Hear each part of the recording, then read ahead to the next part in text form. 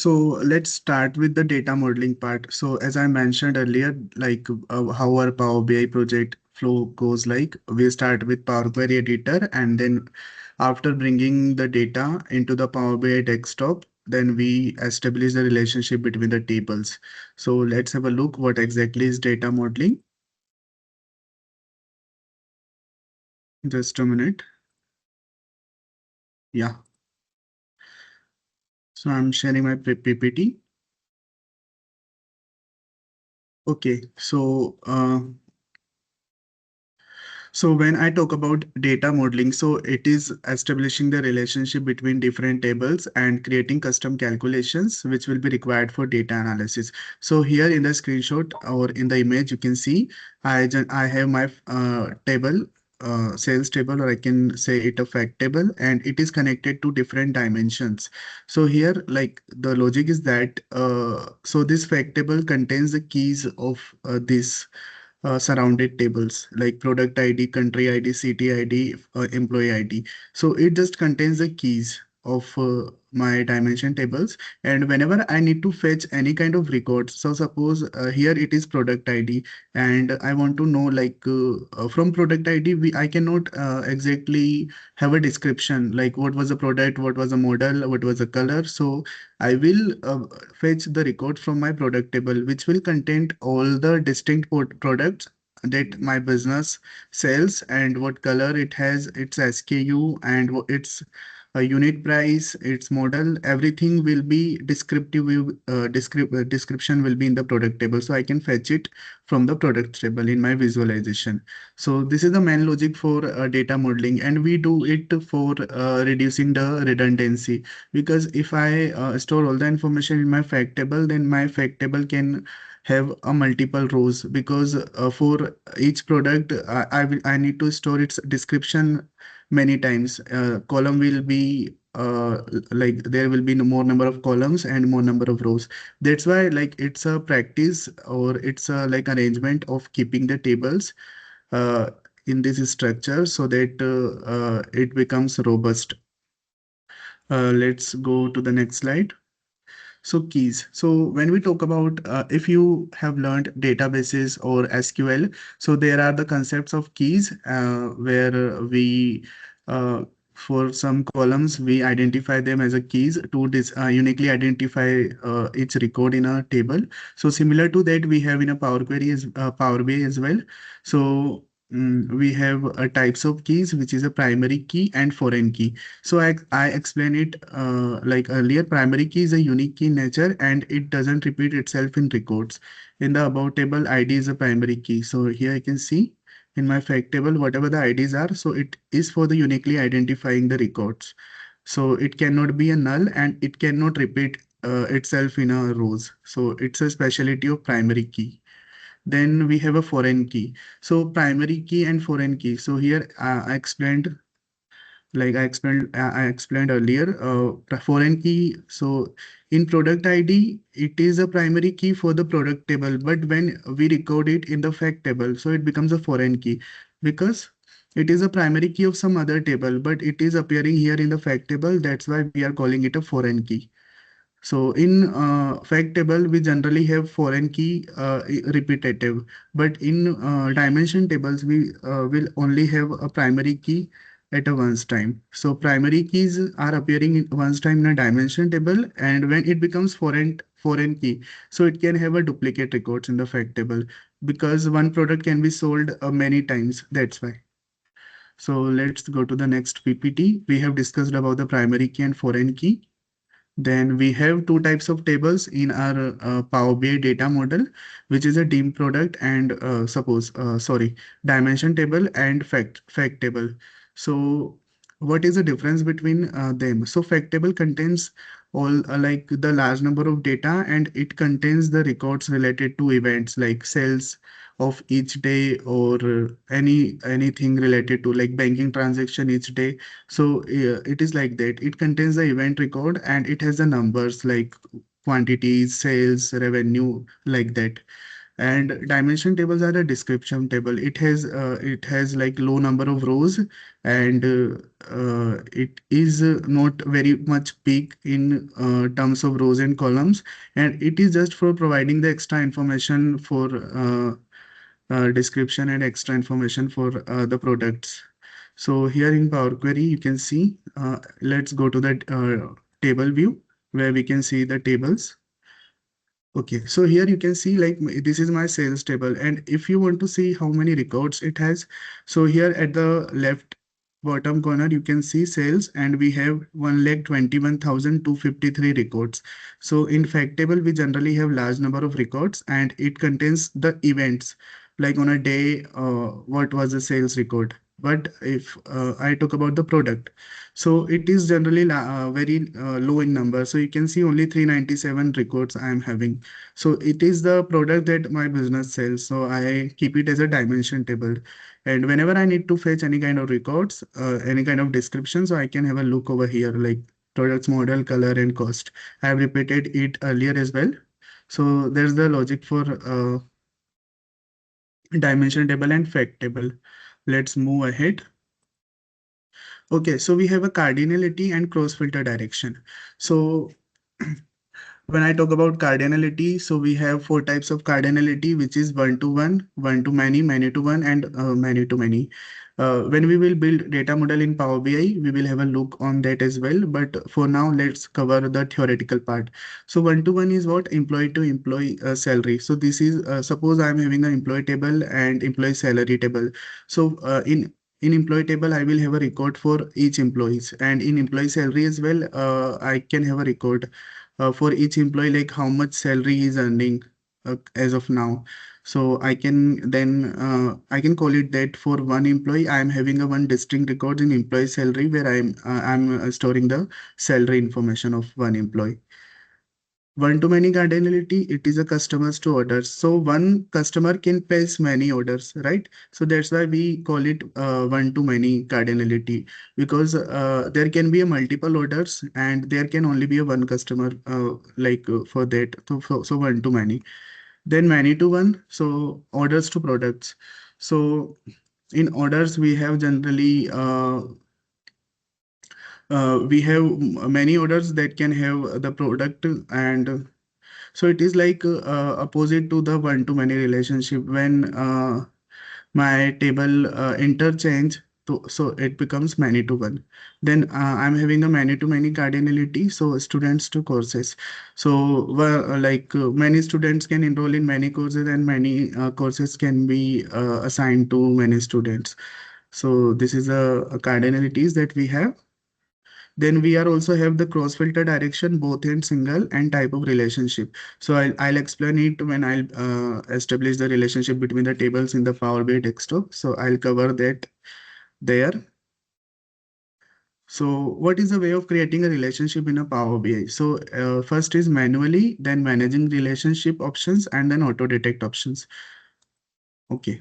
So let's build a data model. For building a data model, I will go here at model view. Okay. So as of now, you can see these are my tables, and this is a canvas where I build a data model. So this is my main fact table, sales table. So it has detected the it has detected the relationship between the tables automatically. So this is a one way of establishing the relationship between the tables. Let me arrange them firstly. Okay. So here, for enabling the auto detection option, you can go here at the file, and you can go to the options and settings options.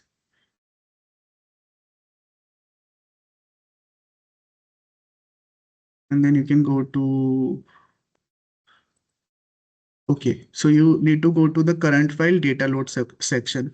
So from here, you can see in the relationship section, I'm having the third point, auto detect new relationships after data is loaded.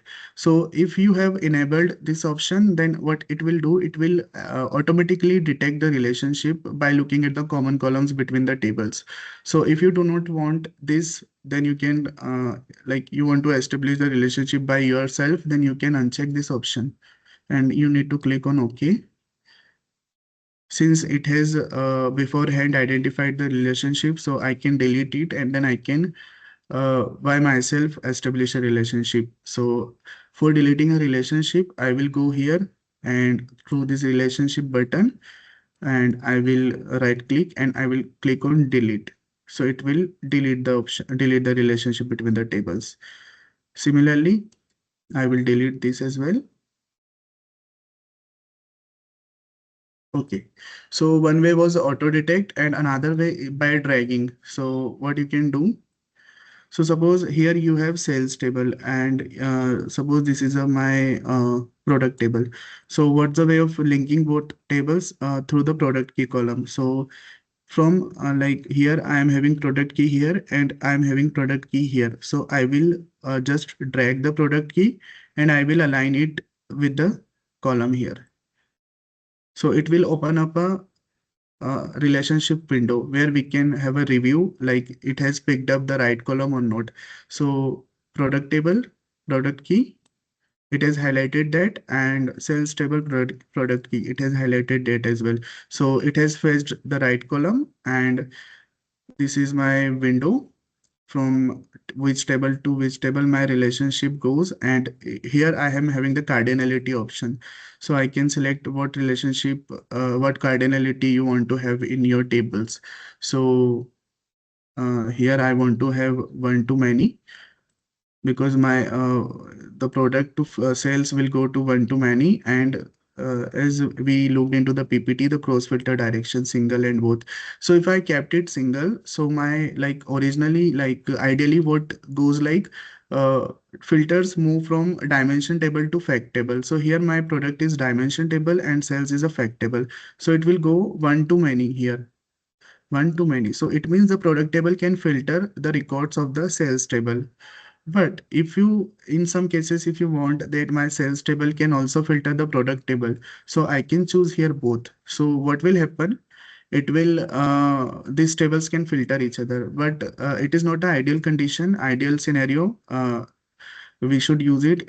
So we should always keep it single. And then we have some options, make this relationship active. So if I uncheck this, then Power BI will create an inactive relationship between the tables. So for, as of now, I am keeping it active and I will click on save. So here you can see it has established the relationship between the tables, and this down icon represents that my filters goes in this direction towards the sales table from the product table. And you can see this is one, so it represented the relationship is one, and star represents many, so one to many, and the direction cross filter direction is towards the sales table. So if suppose I want to change it or edit the relationship, I can click over here and I can go to the properties. From here I can choose both if I want to have my cross filter direction to the both tables. So I'll click both over here and I will save the option. So here you can see now you can have a look. Let me zoom. So like my filters can move from product to sales as well and sales to product because it is showing here, it is giving me two arrows. So filter can go in both the directions. So let's keep it single. So this is a way of establishing the relationship between the tables. And what is an inactive relationship? So suppose let's have a look on date table. Date key, and I am having some order date key and ship date key, due date key. So if suppose I create a relationship between date and order date, let's click on save. Okay, so at a time between the two tables, if I just look over date and sales table, so at a time between two tables, I can only have one active relationship. So suppose I want to have one more relationship, now it is between date and order date, but I want to have it on due date as well. So I can click over here and it will drag this date icon, date column to the due date. But what will happen when you will try to make this relationship active, this option when you When you will enable it, so it will not allow us. It will tell us that there are ambiguous path between sales and date table. So it will not allow us to create a active relationship. We have to keep it inactive. Okay, so let me zoom. So here you can see my date to order date is active relationship. It is in the black. It like it shows in a blank black color line, but my inactive relationship shows in dotted line. So here you can see clearly. So this is about the data modeling. So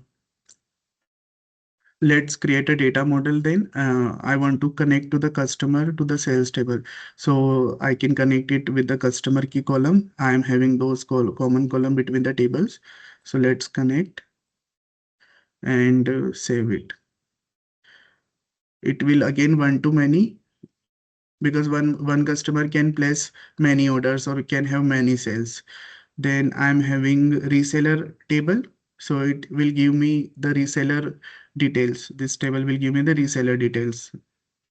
So I will need to go here on reseller key and then in here as a reseller key. So it's an easy task. Again, these are my sales to order and these are my sales table and this is my sales order table. So I need to find a common column. So let's have a look. Okay, so sales order line key and sales order line key. Both columns are present in the tables. I can connect them as well. Okay, now I'm having a sales territory key and sales territory key. So I will connect them as well.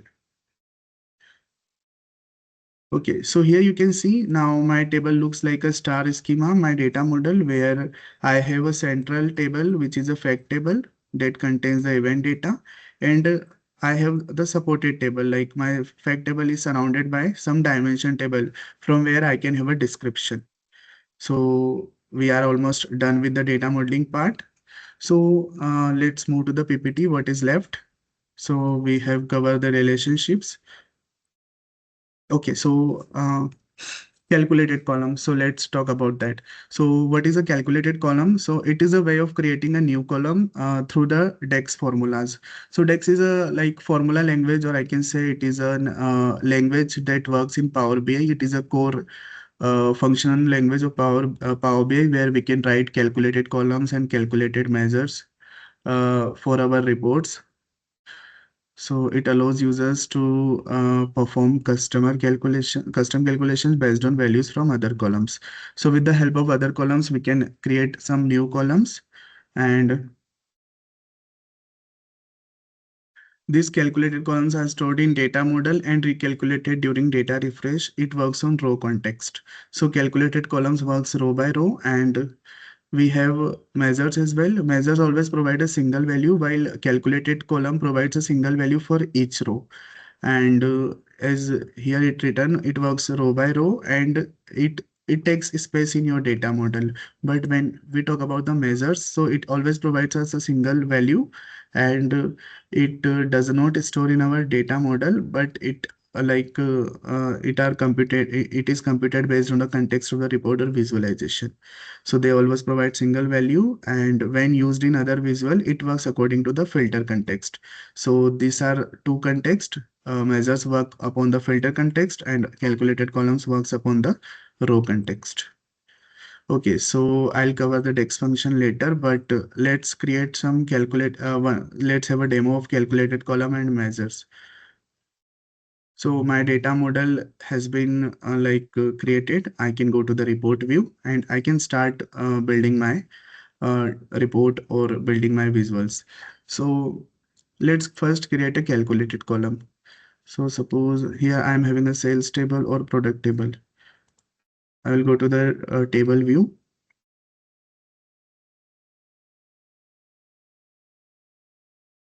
Okay, so suppose this is my sales amount column and I want to have one more column that tells me for each record whether the sales are more than suppose 1000 or not. So I am having quite values here. So I can make a Boolean column where for creating a calculated column you can right click on the table from like where you want to create a calculated column in the table. You have to right click and you will create a new column.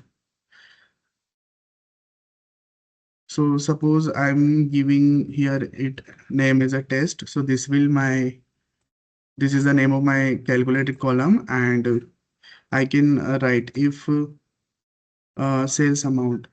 So this is the DEX language that I'm using. So you can use DEX for creating calculated column measures and tables. So here my goal is to identify the records where sales are more than 1000. So I can choose the column. Here it is giving me the columns that is available in the sales table. So I will click on this column, sales amount column, and I will write my logic. If it is greater than 1000, then give me yes. And if I can provide else condition, so I can give here no. So why we create calculated column in many scenarios, we need to create some columns for doing our some custom calculations or building our logic for client's requirement. So that's why we create a calculated column. Let's name it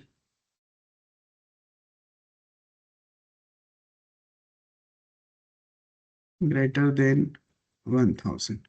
I'll click on this right icon. So it will create the calculated column for me. So here you can see where there are the cells which is less than 1000. So here you can see the no records, and where there are cells for more than 1000, then here you can see yes for those records. So this is the calculated column. Now let's talk about the measure. Okay. So let's create our measure. So suppose I want to find out how many total quantity I have sold. So I have this order quantity column. I can take a sum of this column for knowing how much quantity I have sold. So let's create new table. So it is always the ideal practice to have separate table for storing all your measures, because if you store your medal at your all the measures at the different tables, so at the time of searching it may be difficult for you to change the measures definition. So for storing it in a separate table, so it is always a good practice. So let's create some dummy table. So I can go here on enter data, and I will just name it measure table. And I will not store any kind of data in it. It is just for storing our measures. I will load this table into the data model. So I will click on load. So it will, once it gets loaded, it starts appearing here. You can see measure table. So now it doesn't have any column, but for storing measures, I have created this. So I can right click and I can go to new measure. Okay. So I want to find out total quantity. So I can write sum function. So what sum function does is that it just takes all the column values and it performs addition on those values. So it just sums up the all the values in a column. So it is asking for one parameter, which is a column name. So I will pass my quantity column over here. So once you start writing quantity, so Power BI's intelligence works behind, and it will show you all the fields that starts with QU. So this is a easy interface for writing measures and a calculated column. So you can choose your column and you can hit enter. So you can drag this to the canvas and you just change the type of the visual. It is selected now, and let's convert it into the card. So card visuals are for the scalar values. Whenever we want to see some scalar values, so we just click over the card and we can drag the values. So here you can see I could calculate the total quantity with the help of measure.